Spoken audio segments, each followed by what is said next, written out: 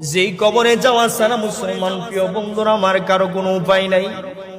দুদিন আগে পরে তোমাকে আমাকে ওই ভয়ঙ্কর কবরের মধ্যে যেতেই হবে, যেতেই হবে। এই কবরের আযাব এত কঠিন, আল্লাহর নবীজি বলছেন, আল কবরু রাউযাতুম মিন রিয়াজিল জান্নাহ আও হুফরাতুম মিন হুফারিন নার। এই কবরটা হয়তোবা তোমার জন্য জান্নাতের একটা বাগান হবে, জান্নাতের এরকম ভাবে একটা গার্ডেন হবে, বাগিচা হবে।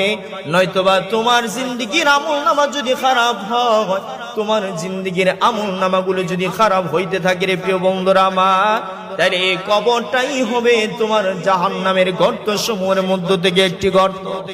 আল্লাহর নবীজি বলেন, ওই নাফরমান বান্দা বান্দিটাকে যখন কবরের ভিতরে রাখা হয়, আত্মীয় স্বজন 40 কদম মাত্র যাইতে দেরি হয়, এমন সময় দুইজন অত্যন্ত ভয়ঙ্কর আকারের, ভয়ঙ্কর আকৃতি